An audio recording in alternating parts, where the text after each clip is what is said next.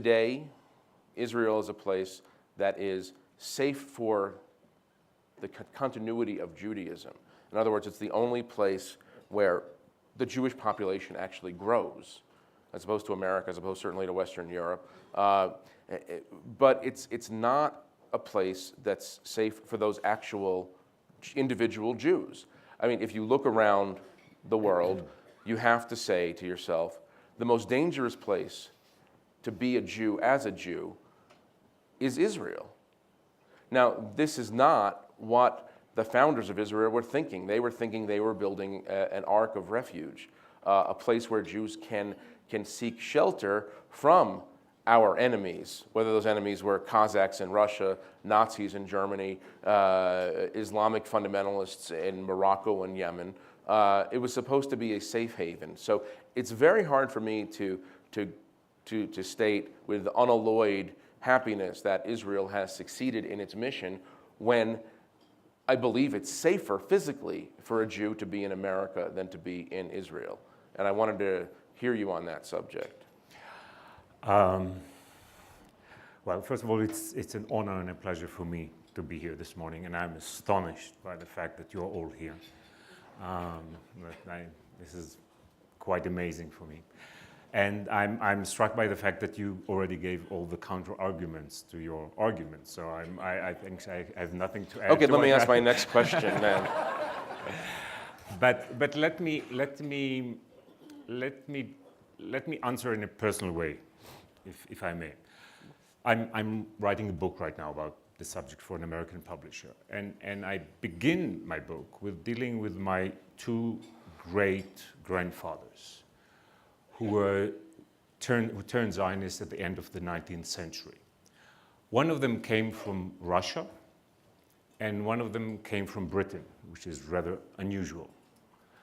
Now, my Russian great-grandfather, had he not come to Israel, to Palestine at the time, the consequences for his family, and we know it from what happened to his relatives in Russia and Poland, are clear. My British great-grandfather, that's much less understandable because he had everything going for him. And life in Britain for Jews in Britain already in the early 20th century were almost, not quite, but almost as good as they are here for American Jews. And yet, if you look at the size of the British Jewish community today, you see that it is half the size of what it was after World War II, not before. So to go into the general, Zionism was a stroke of genius in the sense that its founding fathers and mothers understood in a brilliant way, which is really astonishing, the problem of Jewish existence in the modern world. Basically, they saw two problems. One was that there is no future for Jews in Eastern Europe, which is getting more and more nationalistic and xenophobic.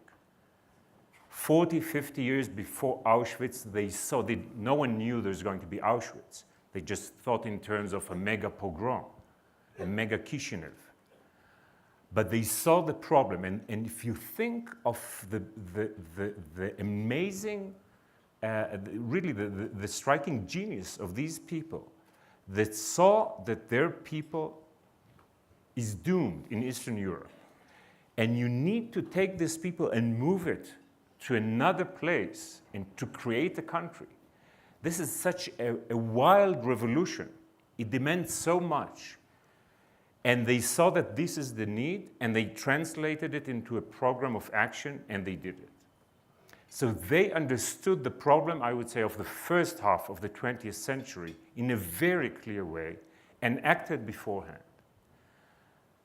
The other problem they saw was the problem of the second half of the 20th century, which is the problem that is still with us today.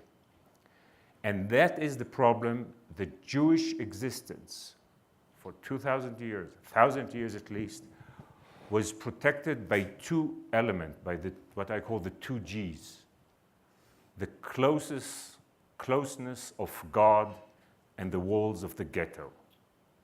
It was God and ghetto that kept the Jews living as a people, as a civilization. From the 18th, definitely 19th century on, the walls of the ghetto were falling down and God became much more distant.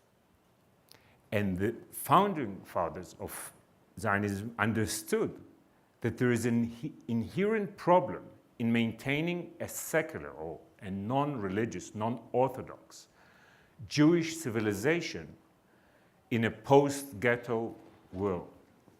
And this is why Israel was designed to deal actually with the other issue as well, not just to protect us from a pogrom, but to give us an ability to maintain ourselves in a as non-religious Jews.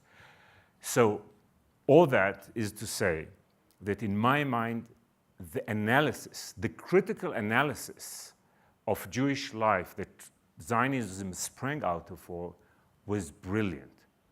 What is not clear at all is whether the solution works.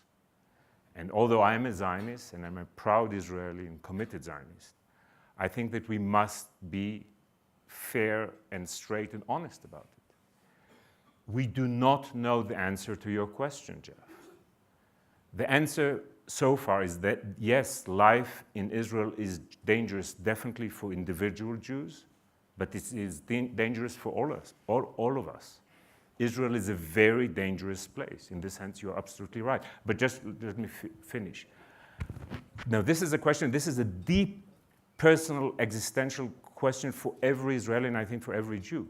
But my immediate answer to you, will probably explore it more, is that I believe in living the adventure, living the drama. Being a Jew in my mind does not contain the promise of easy life. Being Jew is not about comfort. There is an element of difficulty inherent in Jewish identity.